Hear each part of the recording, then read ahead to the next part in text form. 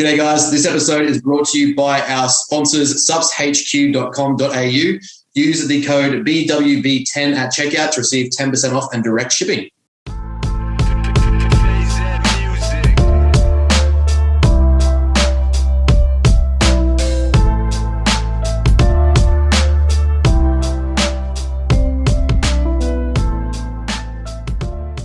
G'day guys and girls, welcome back to another fantastic episode on your awesome Wednesday or Saturday when this lands. I don't actually know whenever it drops. It's Friday, Saturday.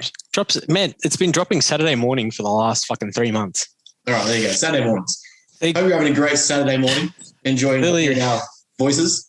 Clearly, you just do not listen to the episodes and check. I do. I am here. I'm present in the moment with myself and you and Chris. In your new fucking camera. I'm a new camera. What's up, guys? Got angles. Angles for days, son. That's it. New camera. I did good. You still, bro. Now you're just ugly in 3D. Yeah. Where's my good side? Yeah. Back that way. You just got to put it. Next time you got to set up so that the mirror's behind you. So then it's just like this Inception. That's a good bit. Yeah. Well, it's Inception. So it's like you have like 50 of you going back. Just fucks with the whole system. Yeah. Pretty much. Blows up. Yeah. Actually, just so you know, guys, I've brought a new desktop webcam. Add that to the repertoire of things that I have that aren't really essential, but I have them. Yeah, he bought it not for the podcast. He bought it for his other business adventure that he's embarking on. There's going to be black couch here Monday to Tuesday and then Thursday to Friday. Yeah, 100%. It's a fold out. That wall's actually close. It's one of those that are in the wall. It's actually, I spoke to Chris this morning post-comp. For those that are probably still wondering what's going on with Chris. He's still part of the podcast. He's just obviously leading into comp. He was a bit obviously tired and whatnot, which you'd expect in a pretty harsh deficit and energy depleted state. And then obviously had his comp, didn't do as well as he would have liked, and as well I think it was forecasted, to be honest. Yeah. Which he will jump on and obviously elaborate more when he's ready. But then post-comp, bit of post-comp blues, these things happen. And plus he's actually moving to Queensland like in a week. So between post-comp blues, his birthday today. So happy birthday, big boy. Which, is another thing. So I did try to sort of get him on, but he's quite flat out, obviously trying to pack things and, get ready for moving away. But once he, I think, joining me up here, coming to the sunny Queensland state. Yeah, so I think once he gets up there and he's a bit settled, he'll be back on. But never fear, he's still part of the group and still part of the podcast. I'll try and get up there and see him on his first week, see if I can help out or anything. But it'd be good to catch up with him and see him.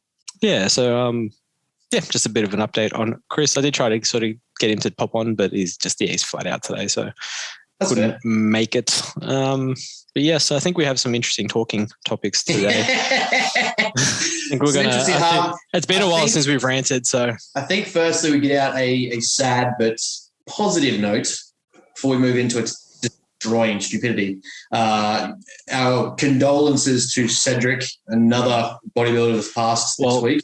It's one of the guys. It's one of the questions that came up about bodybuilders passing away. So it's something we can probably address maybe a little bit later in terms of a health side of things and maybe some opinions. Because again, this is not, medical advice. Yes, we're not going to program you from here. No, this is just purely opinionated, semi-education, semi-entertainment, Ben's ugly type content. So, that's what we're going to roll with. But yes, obviously, for those, you would have heard by now because when this releases, obviously on Saturday, another bodybuilder has passed away at an early age. From what I understand, they're not sure from what yet. I don't think there's anything. I saw heart attack or heart failure, but that's a throwaway term. Yeah, I don't think anything's been made official yet. It's just always people. It's always people speculating. So.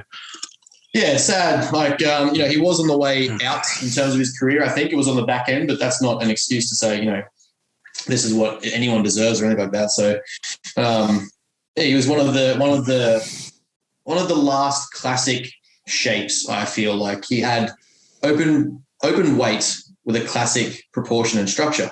Which made his posing always nice and made his routines always nice. He's one of Arnold's favorite that he always won. He was always a good participant in the Arnold Classics. Ended up getting a lot of raves and reviews from Arnold in commentary. So if you follow bodybuilding or if you followed competing at all, he's definitely going to be one that you saw. sort of, I don't want to say motivated me because I'm not going to latch onto someone's passing, but at the same time, like his edge is something I like. Be able to bring size, which is obviously something I need a lot of, but size and structure and flow to the stage that I think in times gone by have slipped open bodybuilding. So one of the physiques that you look at and you're like, there's classic there, there's flow there, there's posing there. I'd like to be able to do that. So yeah, it sucks. It's a little bit unfortunate. Yeah. I mean, it is interesting, I guess, what's going on. Not interesting. Interesting is the wrong word. From, I guess, an outside perspective looking in, it's kind of like, well, yeah, I mean, it's weird because interesting is probably the right word, but it's not the right way to put it. It's just to see what's happening and try and work out why. Mm-hmm. Whatever the word for that would be. I still feel like it's interesting, but it's not interesting, if that makes sense. Intriguing?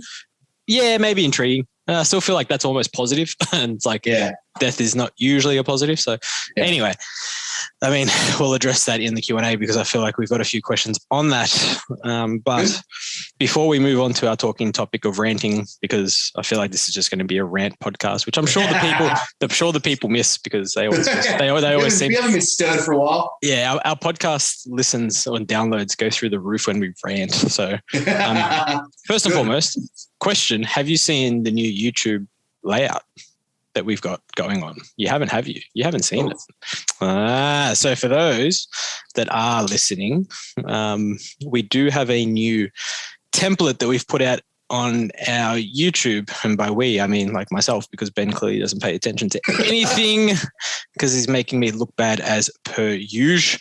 But I mean, what I'm going to do is I'm going to show Ben live on this podcast, while those that are on YouTube will see it while it's happening inside the podcast. So, you know, I know we're going a little bit crazy here, but just waiting to load. Is this where a dick pic of me comes out? Pretty much. One of those ones I sent you in private. You screenshotted? Yeah, 100%. So just make sure your search history is clear. Bad. Huh? For those that are watching, so see this? See the frame? Hey! How cool is it? That's sick.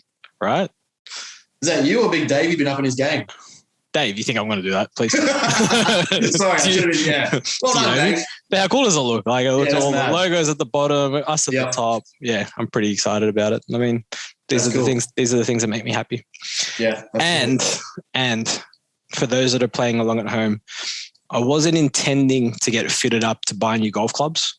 I did not just spend $3,000 on golf clubs. Don't tell my accountant. So I'm not meant to be spending. That's the humble brag I've ever heard. I am not meant to be spending money on golf clubs. So it's funny. I was at Ben Scott. I was at his part 2 wedding on the weekend. I saw that. Yeah. Catching up with him and Jace. I was talking to Jace because Jace is a much more avid golfer than what Ben is, I think. Yeah. I think Ben wants to, but obviously just doesn't have time. Jace gets out a little bit more. Talking to Jason, I'm like, man, I've got this bag of clubs, like beginner bag of clubs, you know. I don't know if it's me because I'm getting better now, like playing for like 3 months straight. Yeah. Like every day. Obviously, you'd hope you're getting better. So, you know, getting better, finding my swing more, all this sort of stuff. Did not realize that the technology that goes into a golf club. I had no idea. Like I didn't get it. And I played tennis at like a professional level. So tennis rackets are pretty straightforward. Like you can get light ones, heavy ones. They're all usually made of very similar material. Usually with tennis rackets, it's the strings that make the biggest difference. It's like the type of string that you use and the tension you put in the strings. Yeah. That's pretty straightforward for me. I'm like, yeah, that's pretty easy. Cool. Golf clubs, totally different. Shafts are totally different. The actual the heads at the bottom of the shaft, all over the shafts and I didn't realize also how like sexual talking about golf is. It's like we're talking about stiff shafts, regular shafts. We got flexible shafts, balls in holes, driving the balls home. Yeah, we've got heads of the shaft. Like whatever. Anyway, look, let's not get into that. Right. And it's a very, very big, man, it's a very big deal, right? So I was sitting there talking to Jason. Jason's like, man, what sort of club are you playing with? I'm playing with a regular shaft. So it's just sort of the stock standard, you know, like beginner, those that swing semi-okay, don't swing too fast. I'm like, cool. Yeah. And he goes, all right. He goes, but why? You're like 100 kilos and you come from a power background being powerlifting and obviously a little bit of bodybuilding type training, as well as doing like jiu-jitsu, right? Which is quite explosive, and playing tennis. So he's like, why are you playing with that? You should be playing probably with a stiffer shaft so that, there's no flex at the end of the head when you swing through. And I'm like, well, that's the problem that I'm having currently. And I'm like, I don't know if it's me, obviously being a new golfer. Like, is it me? Like, am I the problem? Or is it the club? Is the club not, working with me type scenario? So I went in literally on the way home today and I'm like, I'm going to go just check, curious, just to see. Because they have the screens there, you can measure up and just see what this actual head speed is. And you can be like, cool, I'm going to swing through, see how fast I go, and that'll determine what my shaft length, the type of shaft that I need. Yep. The dude was really nice and he's like, oh, what are you playing with? Told him what I'm playing with. And he's like, okay, let's measure you up here and try it. Said myself. Yeah, pretty much. Basically lined myself up and he goes, so why, with that head speed, why the hell are you playing with a regular shaft? Neck minute, $3,000 on golf clubs. Man, you have no idea. Like, he didn't even sell me. I was like, honestly, people like, oh, he sold you. Like, no, he didn't sell me. Like, I went in with every intention of buying more golf clubs. Like subconsciously, I'm like, I am going to buy new golf clubs, and I did. So we're going to see how they go. So they should be here in 3 weeks because they're custom made. Would be nice, right? It's just funny having something outside of training. It's like, it's nice. Yeah, it's fun. So I can see why people now say it's expensive. It wasn't until now. Yeah. I mean, I don't. My hobbies consist of things, building and creating. It's been good actually. It was interesting. I had a mate come over. We did a podcast here. He's starting his own podcast. One of my clients. Hilarious. Like, it's going to be just absolute ripper. Like, just pure piss take and banter. Like, if you're easily offended, I wouldn't listen. Kind of thing. Like our first chat, we dove into comedy and humor and why like humor is subjective, and how me deciding that making dead dad jokes is hilarious. And if you're offended on behalf of my dead dad, that's on you, not me. Yeah, so I'm going to make those jokes more because I find it funny that you're offended by it. Yeah, 100%. Yeah, when it's my dead dad. So, went through that. Anyway, he comes over and we're talking about kind of everything the business is going through, showed him through the layout on Gmail. I just spent all last week like restructuring the G drive and stuff because I fucked it up bad. Yeah. I didn't realize when you first set out a G drive that all the face files, all the face folders you create are fixed. I thought they could like move it into like you can adjust them. So I like made all my client folders. I just got started one day and just did it. And then I went to click and drag into like a client account and they're all stuck. That's so inefficient. They're the originals. You need to share them. Yes. So I had to create basically like a sub-universe on G Drive of like matter, business, expenses, clients, and then add them all in there. And then add to all the things. Yeah. So I fixed that. So I went through and made that. And he's like, holy shit, this is what you need to do. Download this. And like, he's like, you need to start creating these things in like a module form of like what you're teaching people, because it's like, to you, that seems normal and like super easy. To everyone else that isn't us in this realm, that's like fast track from A to B. I was like, oh, cool. So you mean like this? And I showed him this whole layout I've got of like how I'm doing things and what's going to happen and like the stuff we're building. And it's like, that. Okay, cool. So we're on top of it. Yeah, well, one of those. So I was like, so pretty much, so what you're saying is basically in the space of 5 months, I went from just having a few clients to all of this, and this is what you're talking about. He's like, yes. And I was like, okay, cool. This is what happens when you don't take weekends, kids. Yeah, it's like as you were. Like I was like having the conversation with someone because I was talking about like who people's pays and things like that, like how two people have the same job. And I was like, no. There's degrees of difference here. There's levels to this. If you work 40 hours and in that 40 hours, you don't even really like your job, you're kind of interested, you partake because it's like you're paying well. So you'll get into it. Firstly, we know that subconsciously you're not going to retain as much or be as excited or driven to go to the job. So it's not already your passion and you're not going to be as interested or invested. So your work ethic isn't going to be high versus someone who is like absolutely obsessed with that job. Now, on top of that, let's say that you knock off at 5, you do the 9 to 5, do your 40 hours, that's your thing. That's fine. That's your 40 hours. That's your time you want to spend there. You want to do other things. You want to socialize, hang out, go after work, drinks, party, whatever. This person does 100 hours and doesn't care for any of that. He's now tripled, or he or she has now tripled your work ethic and your work time. In the time it's taken you to do 3 weeks work, she's done that in a week, in half a week. And so you end up with, and on top of that, might work weekends. Now all of a sudden you've exponentially extradited that across like 10 years. Yeah. That's where the degree of difference of income starts to come into it. And it's funny. So I was having that conversation, then I was like, I haven't really looked back on it. I haven't had a weekend in 5 years. Yeah. 100%. Like, is what you do. Yeah, it's what I like doing it. This is what I do for fun. And this is what you do, and you buy golf clubs. So definitely don't buy golf clubs. So my account will not be happy if I did that. So listen here, kids, don't work weekends for 5 years, and then you can buy golf clubs. Yeah, pretty much. That's the message of the chat. Anyway, sorry for that short little blip, but we're just fixing Ben's audio, so he shouldn't be as echoey now. I just wanted.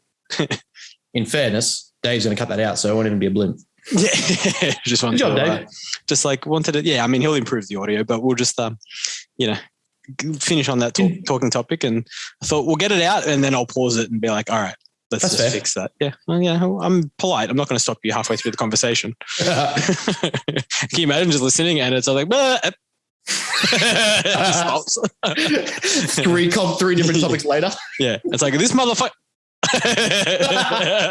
James Smith did and next yeah, pretty much. But I guess let's get into the actual topic at hand. All right. So, I mean, there's a couple here, but I think for me the biggest one was it's seeing. I mean, we've spoken about it before. Don't get me wrong, because it's a very big pet peeve, but it's becoming more and more apparent that PTs that go through their certification to do Cert 3 and Cert 4, which is fitness and then personal training, would then imply that they are to work with a particular clientele that are healthy and want to either get a little bit bigger via weights training and resistance-based training, or get a little bit leaner, or potentially get a little bit more powerful if you want to look at plyometric stuff and all that sort of stuff. But it's very, very basic stuff that they can do. You're facilitating a goal that the client has that's within your scope. Now, I'm not one to usually harp on scope, but it's a very interesting one because there's a very big trend of PTs these days that, especially more so online, obviously, because that's where this space is. It's not really in person, where they can't get results with clients for whatever reason. Usually it's just because they're not good enough. They're just really... Well, let's dive into those reasons. They don't know enough. They haven't practiced it. They don't understand or haven't done extra research. They haven't applied those models. They aren't asking the right questions to get the right answers. Yeah, they're just not upskilling. They're not looking after their own knowledge. They think doing a Cert 3 and Cert 4 is probably more than enough. Exactly. I was going to say, to anyone doing a Cert 3 and 4, it is not enough. Not enough for your business understanding, not enough for your financials, not enough for your understanding of the human body. Don't get me wrong. I'm not saying go do every single course, but expand your knowledge either personally or through courses. Yeah. And, so instead they sit there and they're like, you can tell that especially when you follow people on Instagram, for example, and you follow their change from being a coach or PT to try and achieve fat loss, weight gain, whatever it is that they want to achieve. Yes. To then saying, okay, I'm now going to be looking at the mind and acceptance and scale weight doesn't matter. And losing, as long as you're happy in the skin that you're in, which, I mean, don't get me wrong, to a point, yes. But this client didn't come to you for that. The client came to you because your qualifications allow you to potentially affect a physical change, whether that be bigger, smaller, whatever it is. You are not qualified to deal with the brain. Nope. You are not qualified to start talking about people's past trauma. Nope. Now, there are certifications and stuff like that you can do. Some better than others. Don't get me wrong. Let's preamble this. I have them. Yeah, it's a very, very interesting field because even in the personal training world, we'll call it sports science. It used to be you go to university, you get a tertiary degree, right? That's tertiary education. That's what it was. That's not questioned. You have a degree. Don't care what you think. You can always say, I've got a degree. Then what people started to realize is, but maybe the degree isn't what people need. Maybe they only need certain aspects of that degree then people created qualifications for it and insurances for it so that it became an official qualification. Okay. We'll let that slide. I feel like when it comes to the brain, the mind, perspective, the way people view things, talking about past trauma and dealing with a person's trauma, especially you as a PT, Cert 3, Cert 4, I mean, even if you have maybe one or two of these extra certifications. Even if you have a nutrition qualification, again, which I do. Yeah, you do not discuss a person's past trauma. You are not qualified to do so. Mm-hmm. And I feel like you have your own trauma of probably not getting results and you thought, fuck, I need to somehow make money. I'm just going to justify the fact that I can't get results by saying it's okay not to get results because the scale weight doesn't matter. Yeah. It's like, well, no. They came to you for that.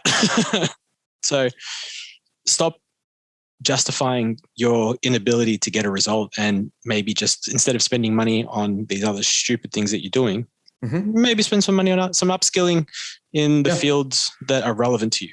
Learn to problem solve, learn to figure out those problems, and don't just and here's another thing that really pisses me off about it.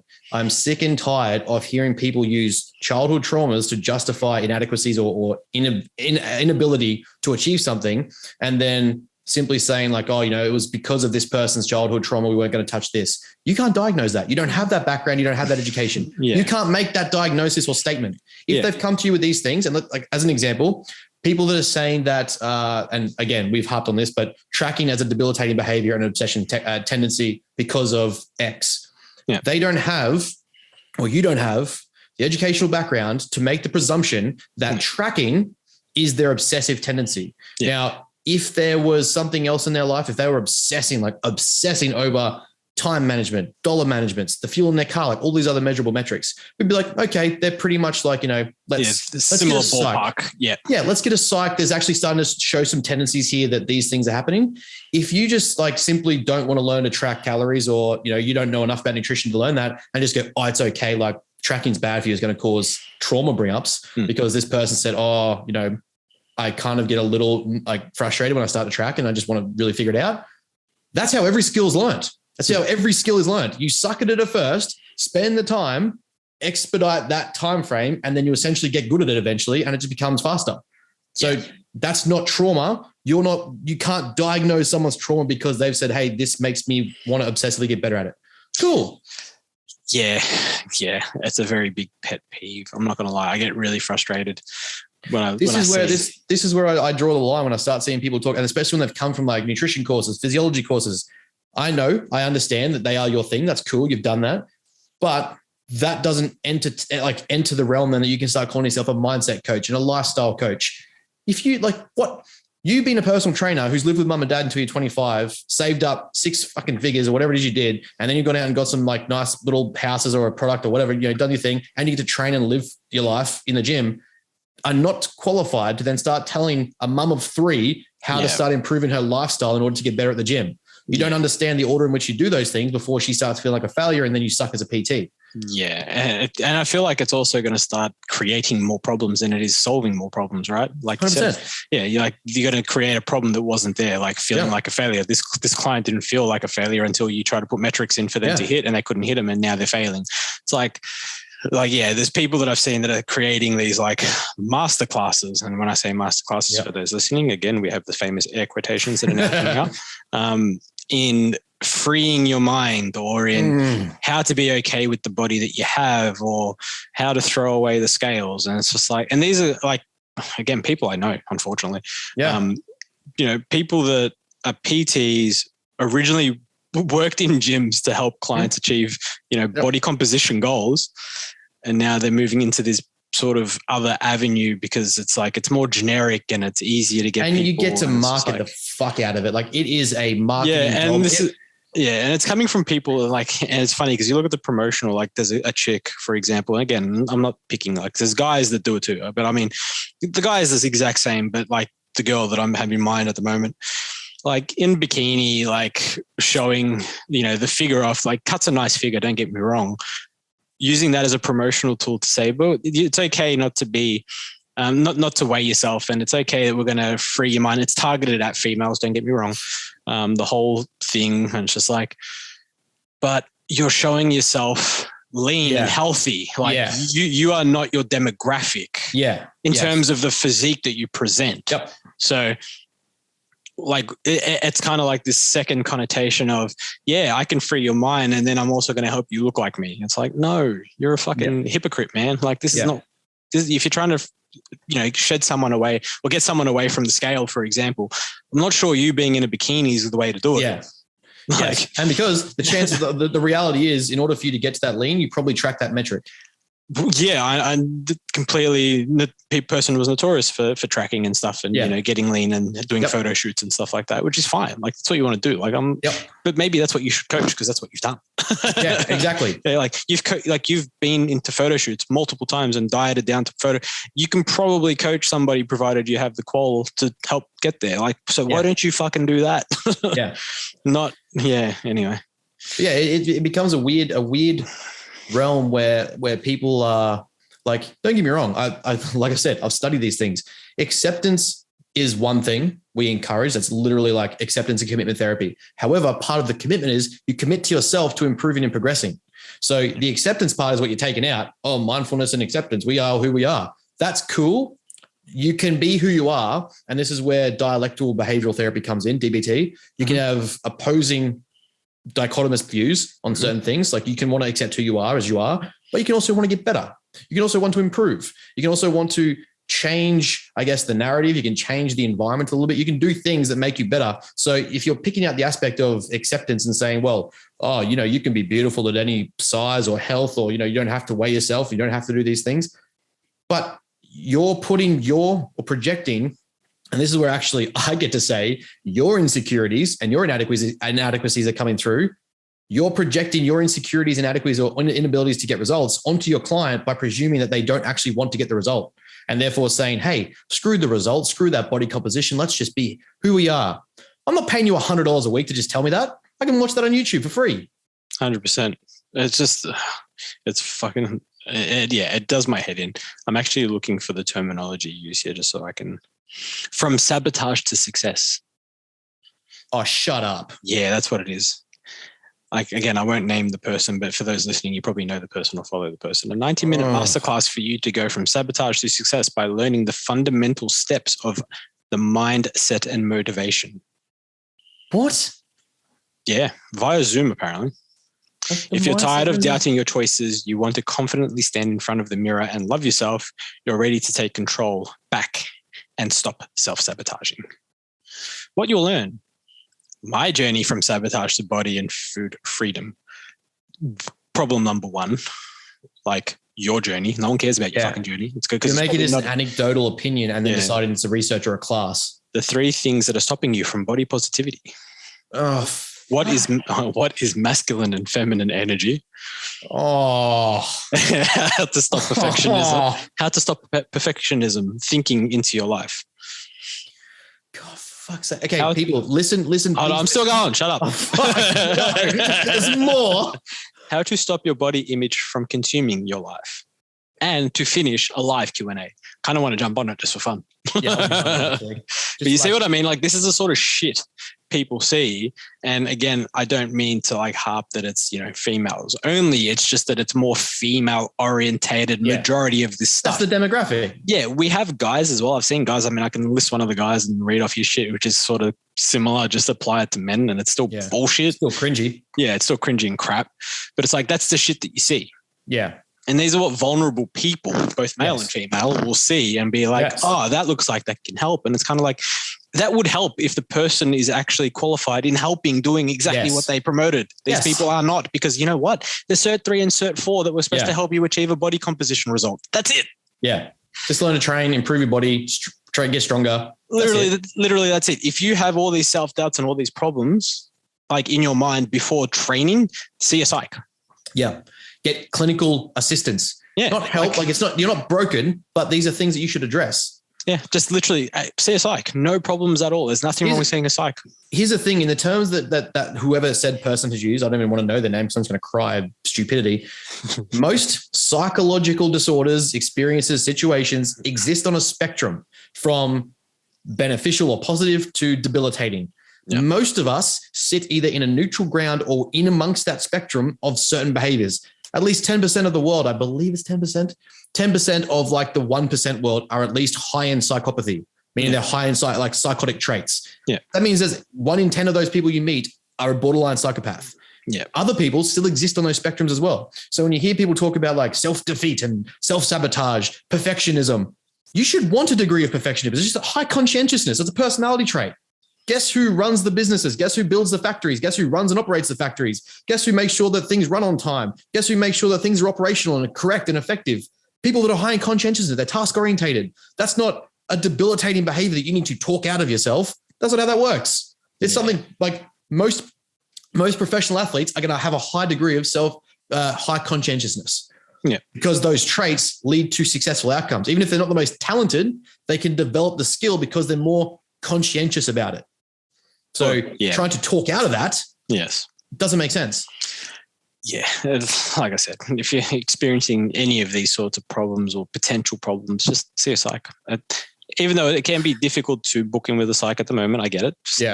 Like telehealth.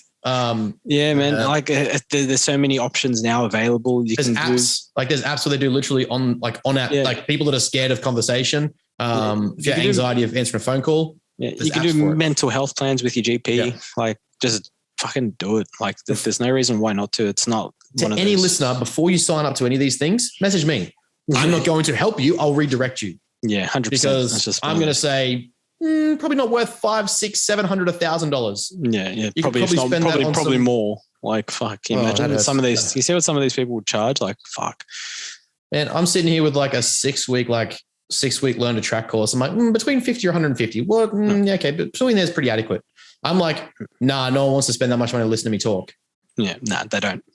And then you got these types that are like, pay $1,000 to overcome self-sabotage. 100%. And it's because they call it a fucking masterclass. It's like, oh, masterclass. You're not a master of anything. You're a master of bullshit, bro. Shit. Yeah, exactly right. It's like a masterclass would suggest that the person giving it is a master in their trait. You're not. Like, it's like people that are super high, people that are high conscientiousness that go into like coaching, they're just like, just track your food better. It's like, that's not coaching. You're that way. Yeah. Your clients might not be. So you can't just apply your approach because you're born with it. It comes easy. Yeah. Just being like, just track all your data. Just do it. Like, thanks for the generic info, but now give me the specific info. Yeah, exactly. Right. It's just fuck. Yeah, it happens a lot. But anyway, that was, I guess, not so much a rant. It's just more a warning to people, I guess. Just it still counts as a rant. Yeah, be mindful of the people that you're following. We have one more elephant in the room that we can. I don't want to go direct at because it's in and amongst my environment. I don't want to deal with it, but at the same time, it's really starting to piss me off. So did you just call me fat? You're gone. Okay. People creating their own, we'll say people creating their own definitive criterias, subjectively deciding who isn't good, adequate, substantial, important, based on the criteria they've created that seems to fit their specific profession, their level of employment. They're creating a very narrow vacuum in which they're the master and then projecting that to everyone to agree with. And if you don't, you're a problem. They've created the narrative in a way that if you don't agree with this, therefore you're a problem. And we saw that this week in some story posts whereby we are, again, I don't want to get into it because it's going to come back to me because I will. So what coaches to follow? So what coaches should you follow? So you should follow a coach that is qualified in coaching. We'll say, cool, tick, yes. Follow a coach that sort of lives the lifestyle. Okay, sure, tick. Mm-hmm. Coach that maybe looks the part, touchy, short, tick. Coach that is natural and not on PEDs. What's that got to do with anything, bro? Like, what the fuck? So if I'm on medication because I have the flu, you shouldn't take notes from me because I'm on medication because I got sick. If you're a doctor, if I have a hormonal problem that requires TRT that's actually prescribed from the doctor, shouldn't listen to me. Like, you're a fucking moron, and I hope to God you listen to this and fucking message me because you're a fuckhead. Anyway. I just absolute flog. I can't do like subjective fear marketing. Like, it doesn't align with me, and it's just not true. Like, it's just not true. Some of the smartest people I know in the world in these fields absolutely use PEDs. Yeah, there's athletes that you look up to. There's coaches you look up to that encourage it in their dosages and their programs. I know people that sell directly to natties. So it's like, let's tone down whether you should be a certain enhancement or not in order to be recognized or anything. Yeah, and never mind the bag you did on the fucking weekend and every other weekend thereafter. But that's okay. Yeah. You can't be on PEDs and be a trusted coach, but you can do lines, no stress because it's natural. Like, I don't know, bro. Like, people are fucking retarded. So I got no other word for it. Like, and I don't use that word lightly, but person's special is all I'm going to say. Yeah. And the whole organization's special. Like, you guys are fucking... Majority of you, there's a couple of nice people in there, don't get me wrong. I like a couple of you. Majority of you are flogs. And to be honest with you, your education is really not that good. Like, I'm just going to say, your level of education when it comes to your particular target is not that good because most of your clients come to me. So here I am sitting doing consults with a lot of your fucking clients because you just can't get them to achieve what it is that they're supposed to be achieving because you are special is all I'm going to say about that. Oh, look, I just heard my dog get kicked in. Yeah, I don't care. Tell him I don't give a shit. Fucking tell him to call me. Give him my number. Like, man, let's talk, you spastic. Anyway, should we move into questions? Yeah, I think we've had a good rant. And for those that aren't across who we're speaking to, message me. I'll DM it. Yeah, happy to share. I'm just more concerned that it gets back and like, I mean, we wouldn't get cancelled, let's be real, but no. Honestly, happy to have the conversation, to be honest. Let's move on to a funny question. Let's do a fuck, marry, right. It's been a while. All right. Danny DeVito. Already Danny DeVito. Fucking Will Smith. Oh. And you can guess the last one, Chris Rock. I mean, you can't kill Danny DeVito because he's just a national treasure. Yeah, I agree with that. I heard the story. Have you heard the story about what he did with the chick at prom? So there was a young chick in America. I only literally got told this today. I thought it was hilarious. A young girl at prom made a Danny DeVito cardboard cutout and like framed it and whatever and took it to prom as a date. He found out about it, so he made a cardboard cutout of her and took it to the set of It's Always Sunny in Philadelphia for a day of filming. That's great. Like absolute weapon human. Absolute legend of a person. So yeah, I mean, you can't kill him. So we're marrying. So we're marrying. We're going to marry Danny DeVito. You're gonna have to. See, it'd be easier to fuck Chris Rock. Yeah, but at the same time, like chance for a controversial opinion. I am not blaming Will Smith. I am blaming her. Yeah, but we're not talking about that. We're talking about fuck, marry. I know, but But it's like, for me, it's kind of like which one's like, it'd be easier to fuck Chris Rock. He's just a small person. Yeah, fair. But it'd be a bigger trophy to fuck Will Smith. Yeah. You see the problem? Yeah. So I think I'm going to bang Will Smith because I reckon I can go toe to toe. I got this. 100 kilos. We can make this work. That's sweet. We can make this work. And I'm just going to have to kill Chris Rock, even though I think he's really funny. Yeah. Yeah. That's fair. I can go with that. Natty or not, Liver King. Fuck me. Look, like we've said, I think in the last couple of weeks, when it comes to Natty or not segment, and it comes to the Liver King himself, unless the horse was on trend and he's sucking the dick of that horse and getting that trend, he's pretty much fake. Oh yeah, he's definitely not natural in any sense of the word. Because ancestral diets didn't have exogenous hormones back then. Yeah. Like I said, unless he's eating bell cow breakfast, lunch, and dinner, maybe. But even back then, ancestrally, they weren't around. So it's a genetically modified cow. Mm-hmm. So, I mean, yeah, he hasn't got much to really stand on. Not at all. No. I would be interested to know like his blood pressure readings and his cholesterol readings, to be honest. He feel like he's very red all the time. Just curious. Very high pressured.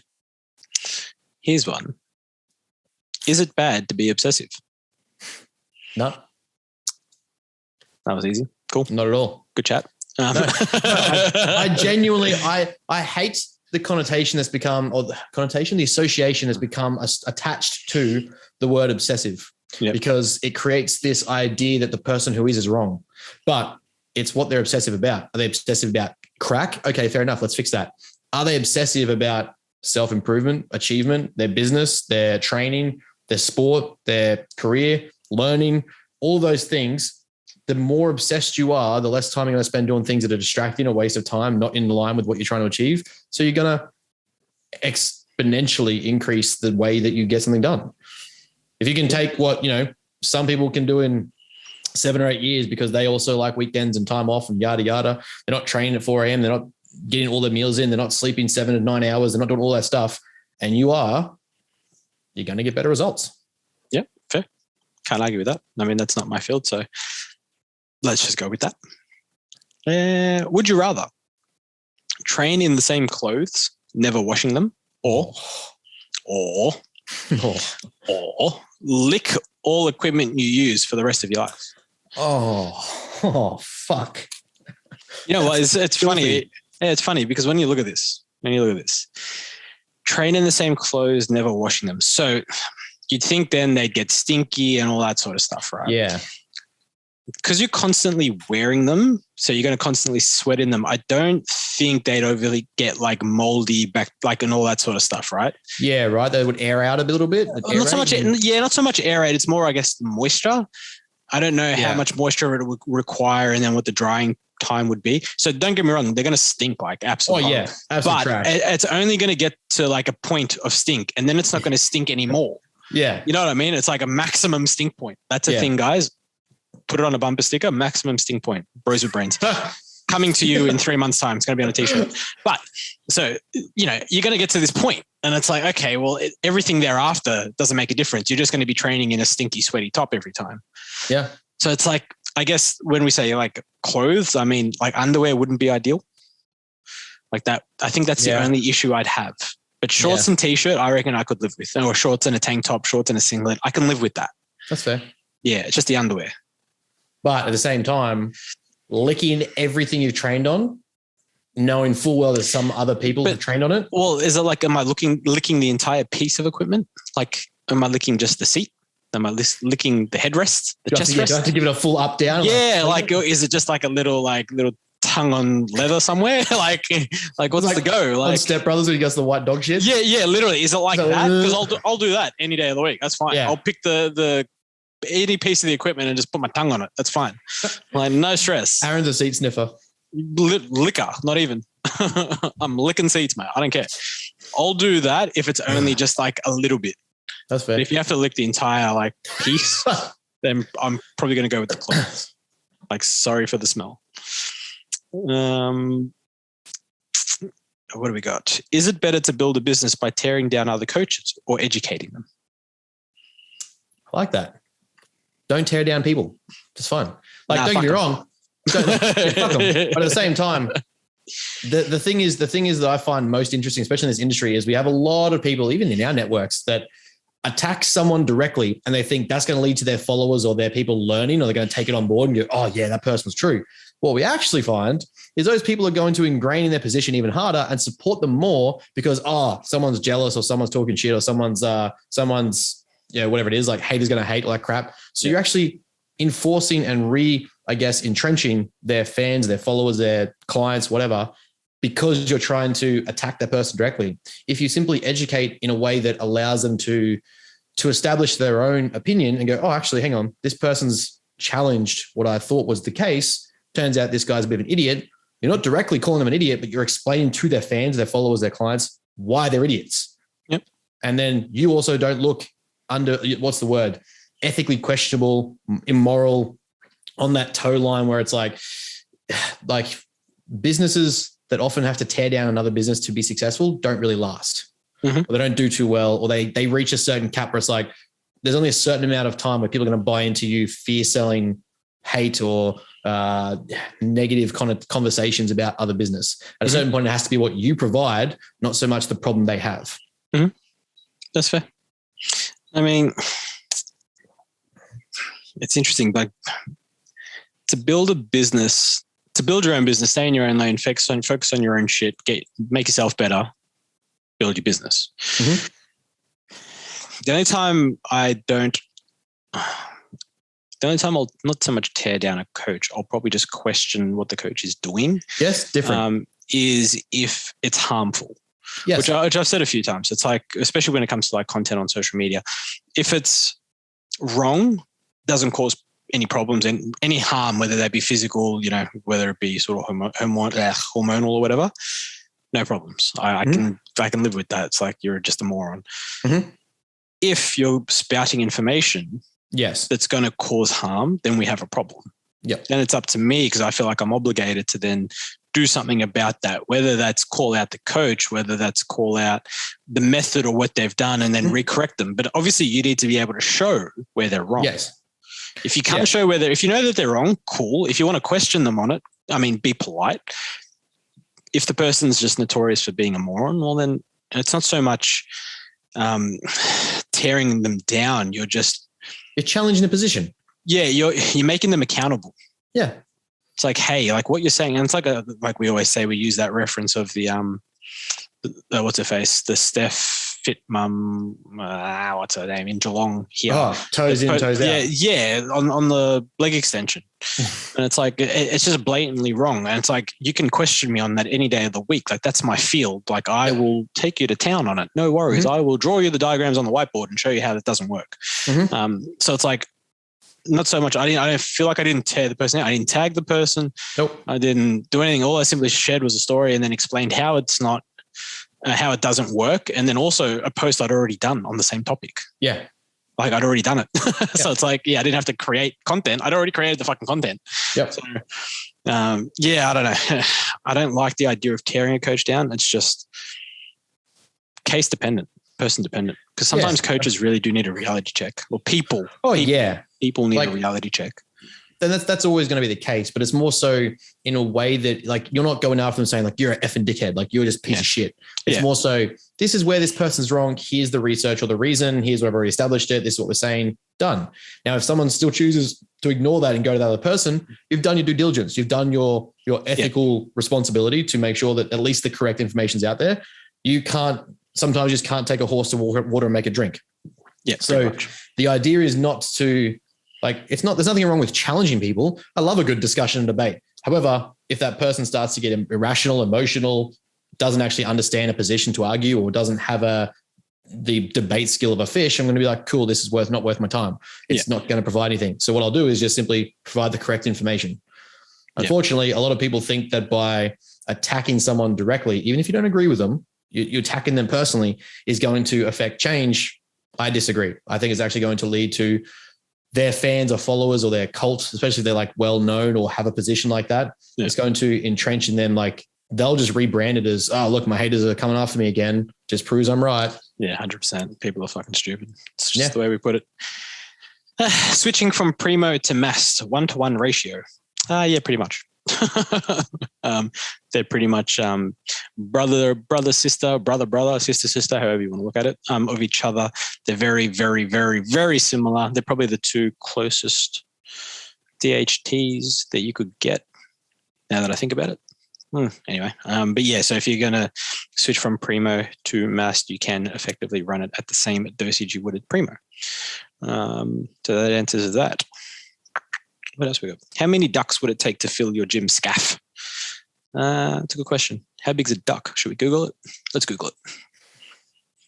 What is the square meter of a duck? How many ducks in a square meter? Let's do that. How many? For those that are looking, or for those that are listening, I am actually Googling how many ducks in a square meter. This will give me an idea.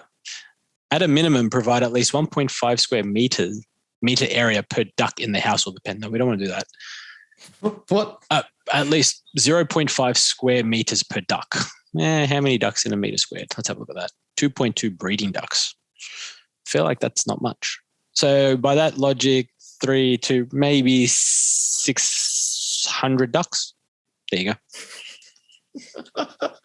You're welcome. Math. Great question. Quick math. What else we got on here?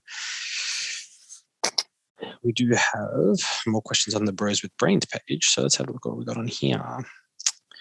Oh yeah, we managed to finally get into that. Does anal sunning improve the benefits of ice baths between sets? Yes. Tenfold. You become more anabolic. You become less estrogenic. You basically just become a growth machine. It is Bros with Brains certified. Thumbs up. Gotta tick of approval. Yes, literally. So do it. Just don't take videos. Would you rather a year locked in a hotel with James Smith or Liver King? They control everything. So which one would you rather? A year locked in I take that. In a hotel gym. Apologies, I can't read. A year locked in a hotel gym with James Smith or Liver King, yet they control everything. Which one would I rather? Well, at least the Liver King's going to run, so you can jump on board with that, I guess. Liver King wouldn't know what to do inside a hotel gym. There was no hotels in ancestral times. Yeah. He's going to sit there and be like, what do I do with my hands? James can't have a bender and brush it off as acceptance and it's been okay and still get results as a client. You know what? I'll give it to James only because I know he's going to copy some shit that he's seen from someone. Yeah. So provided he's copied someone decent, we're probably going to get a half decent session in. I'm going to go with James. That's a good point. Yeah. See, this is the point. We're not attacking or tearing someone down. We're just making obvious statements. Oh, yeah, no, he's just a fuckhead. That's fine. How to make turkey mince taste good? Season, flavor, go nuts. I don't know. I don't eat turkey mince. I thought that was more of an American thing, bro. I didn't know you could. Mince. Oh, no, that's not for me. There you go. Ask Ben. Ben knows. Ben's going to bring a new segment to Bros with Brains. It's going to be cooking with Ben. How to flavor food. how to flavor even on Povo macros. How to flavor bland food. Yeah. Mate, I tell all my clients salsa and like Old El Paso seasonings, go to town. They weigh like 6 calories per kilogram of food that you're going to make. Put it into a steamer or something and douse it in it, let it slow cook. Fajita mix, taco mince, spicy chicken mix. There you go. Ben's going to do it as a YouTube segment. It's going to take off. We're going to send our channel into overdrive. How to eat tasty food on low calories. Boom. There you go. Pretty much. All right. So the question, thoughts on all these top bodybuilders dying early. So last question for the Q&A, pretty much. Mm-hmm. Thoughts. I mean, obviously it's not ideal. Don't get me wrong. It's an interesting one. So I was thinking about it today, to be honest, like why this particular time period, right? Mm-hmm. Like it's the last really maybe 2 years, 3 years, we'll call it max, where it seems to be more of an abundance of bodybuilders between like a certain age bracket passing away from very similar things, very similar problems, whether that be like mostly heart issues, right? Mm-hmm. And then we look at this particular era of bodybuilders, or this particular, I guess phase of bodybuilders, we'll call it. We'll say era. Like what practices did they have in the past? In their more competitive years, or their more, not even necessarily the competitive years, maybe even the years leading into competition to get their pro card and to, gain that size. And what was the difference between that and, let's say, the 70s and 80s? Yeah. So it's like we look at probably it's the amount of use, not necessarily what's used, more so just how much is being used. And I think we're starting to see like a bit of a turn of the cycle now where we start, pardon the pun, a little bit more of a turn now where people are starting to realize that you can probably get away with a lot less. Yeah. It's just going to potentially take longer. Now, my opinion is these people have been, pushing their limits. Basically, if you want to use a car reference, they're redlining for so long when it comes to enhancement practices and just doing things that what they deemed necessary to get where they are, obviously, that may not have been necessary now that we have hindsight, as well as probably a bit more information and a few different practices and all that sort of stuff. So I think it's really just abuse over time, and the body can only be abused in any way so much before it, turns around and says, okay, well, thanks for coming. Like, there's only so much a human can take, right? Yeah. I think that's like my biggest opinion on it. It's just when I look at it, I'm trying to look at, I'd have to look at the statistics as well of how many bodybuilders have passed away. This is the thing that's getting me too, is I think we have a huge case here of the returning plane fallacy. Yeah. We're looking at the obvious data, which is now that we have access to the YouTubes and the internets and the Instagrams, something like this is in your face because that's your echo chamber. You follow all these things. So that's all you're seeing is like, oh, this one bodybuilder, or even if you're not even a follower, you might see on the news this one follower who did this this one bodybuilder, they died. What you're missing though is the thousands and thousands and thousands of bodybuilders who aren't dying, who aren't going through those things. So that tells us that there's underlying genetic predispositions. There's dosages and abuses at the levels that they may have been doing, the coaching practices, but then also you have to look at other things they may have been doing or not doing. Are they getting in micro health? Are they doing metabolic work? Are they actually doing cardiovascular things that are going to help left ventricle health? They're not doing those things. Well, then, okay, it's not just the substance. It's also nothing exists in a vacuum, right? So as a system, are we doing everything in our power to minimize the risks or mitigate the risks and maximize the return?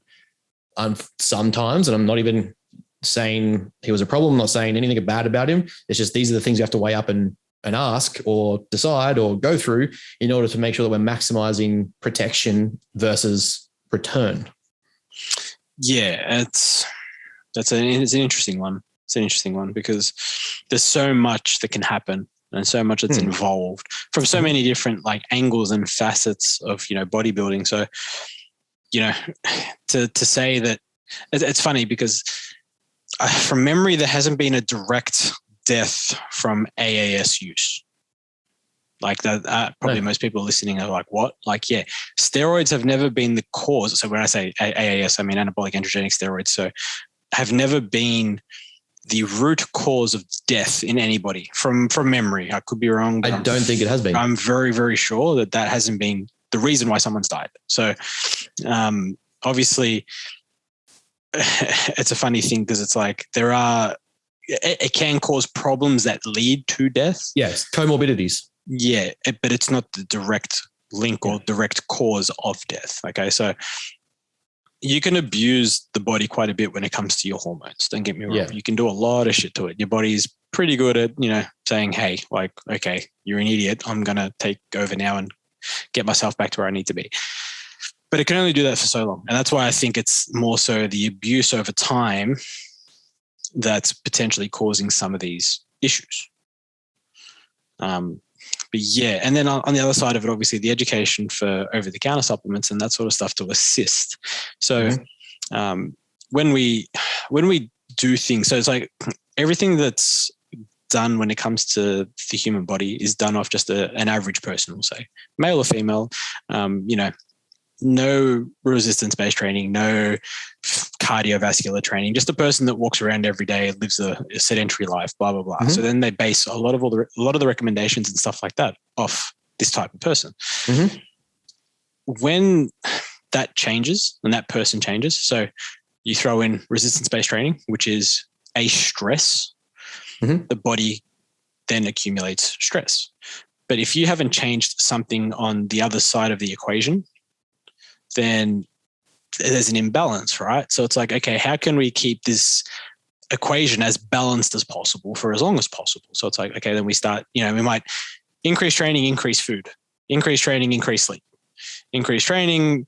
We might start to supplement, whether that be with over the counter or whether that be with, something a little bit more, let's call it illegal. But when it comes to over the counter supplements, there are a ton there that people should be on, should be taking, for its health benefits, because at the same time, you may not be like a professional athlete, whatever sport you pick, but at the same time, it doesn't take away from the fact that you are still doing what professional athletes do. They're putting their body under stress. You're putting your body under stress that your body's not equipped to deal with most of the time. Give it some assistance. Give it half a chance and keep that body in balance so you can do what you enjoy for longer. Like that's just how I view that sort of equation, right? And there's always, again, different things on the equation. So, you could increase nutrition, for example, increase your food. That's stress on the body. So we can do things on the other side. We can take things like digestive aids and all that sort of stuff to obviously help. So there's always like like the black and white, yin and yang, negative, positive, whatever you want to say, however you want to term it. And it's just trying to get that right and that balance right. Okay. Yeah, and I think that's what was lacking from a lot of this era of bodybuilding. They just didn't manage the other side of the equation because, their goal was to get jacked, get on stage, make a living. So it's like they didn't think about it. And a lot of the time when they talk, they say that. They're like, yeah, we didn't care about the rest. We just want to do what we do. And I guess this is potentially what happens. And then, I think that's the other trade-off that people aren't giving the athletes the fair credit for, which is I get tired of seeing like this debilitating behavior, or this obsession with training and this obsession with tracking your food, yada, yada, the same old story. They apply standardized metrics for general populations and then what's healthy for the normal person, and then apply that to someone who's trying to be an elite athlete. It just doesn't work. That's not how it works. Elite populations are not going to be concerned with life balance and making sure they've got schedule to see friends and family. It's just, you're not going to do it. And that applies also to their nutrition or their health. You need to consider the fact that they're going to do everything in their possible power to win, because they're that obsessed or that focused or that top 5 where they're pushing the echelon of being first. You need to consider that as a coach or as a person, sure, you can mitigate those things, but it's also part of it, their choice. They're making those decisions every day to keep doing the thing they love. And yes, not every hobby's worth dying for and all that stuff that you're going to hear and all that sort of jazz from people for outside of the spectrum. That's great. We agree. But you don't get to make that decision for someone else. Yeah. They know the risks. They understand them. Sure, we can be safer and probably we should be. But in saying that, regardless, there's going to be risks. There's going to be chances. There's going to be problems. 100%. So your personal opinion, especially if you're someone who goes out and benders Friday through Monday and you're taking everything else, your opinion's a bit redundant on whether someone should do X, Y, Z. It's just that their sup use leads to 300 pounds of muscle mass. Yours leads to a hangover and depression. Well, that's where that whole mind thing comes in, right? It's just because you can't see what they see doesn't mean what they see isn't real or real for them. So it's hey, if that's what they want to do, at the end of the day, that's what they want to do. And I think Rich Piana was the best person for that in this particular industry. He's man, he did everything under the sun. He knew he was going to die early. He said he was going to die early. Mm-hmm. He died early, but again, he did it his way. He's I'm very well aware. Mm-hmm. It's oh, you can't knock that. Yeah. You know what I mean? You might disagree with it. You might think it's silly and foolish and all that. And hey, that's your opinion. And you're entitled to your opinion. It's my favorite saying. You're entitled to your opinion, and no one's going to disagree or probably agree with it. That's just because that's personal to you and how you see it and how you view it. But they see it and he viewed it in a different light, and that's how he wanted to live his life. It's hey, that's my favorite one is still Broderick Chavez. For those that don't know, the evil genius, probably the godfather on PED usage in performance-based settings. So it's he's on the spectrum of take everything and die young. That's just how he likes to think. He doesn't actually mean it, but he's just really, really funny in that sense. And he got asked, there's 2 stories with Broderick, and they're some of my favorite stories because it's just really that perception. And one of them was he was in a small town for some event, whether it's strongman maybe or a powerlifting meet or something, because he used to be a really good powerlifter. He got interviewed by the local news, and they were sort of saying how, because he's a qualified biologist and obviously very well educated, and they asked him if you could have done anything differently in your past, would you have done anything differently? He goes, more? Yep. He goes, yep. I would have taken double what I did, so I could have already died. That was and he was semi-serious because he's the type that he wants to take as much drugs and push his limits and find where the end limit is, wherever that may be, because he's doing it on his terms. Yeah. The other story with Broderick was I actually asked him a question in one of his seminars, and I just spoke about myostatin inhibitors, which basically is a portion of muscle growth and anabolism, where it basically myostatin tells your body to stop growing. To stop, basically excreting protein, basically to stop forming protein to recover from muscle damage. Oh, well, not muscle damage, but from training, we'll say. And you can actually, scientifically, you can inhibit that process, so your muscles just keep growing. So the recovery rate goes for longer, so you just get bigger, right?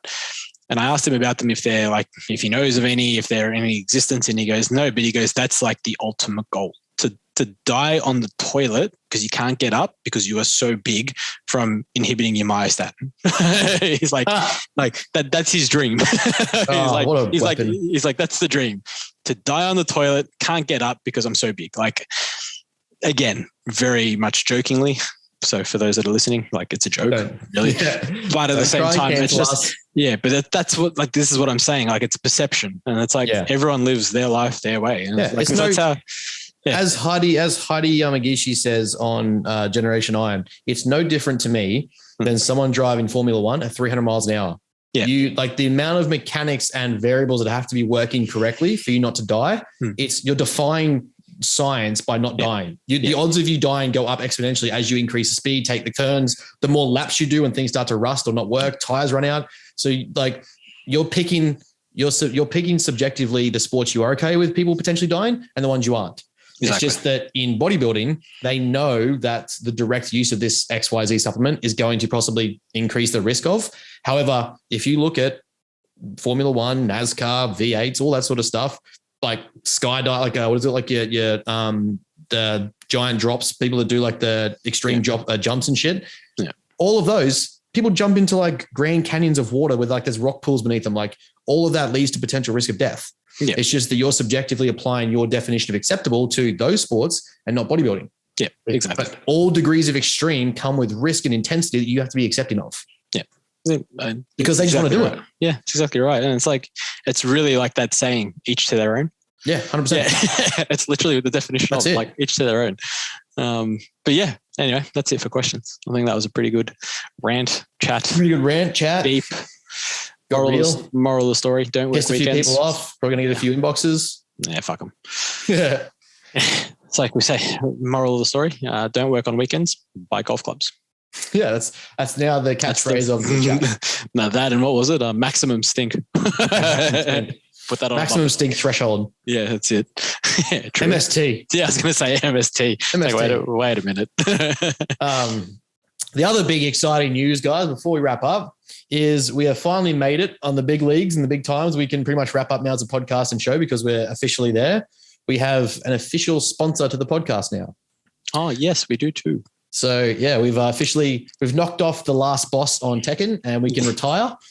Dad can turn off the Sony without putting the memory card in and we can start again. We're done. It. We beat the level. Now we've got to add the chip to the PlayStation to play burnt games. Yeah.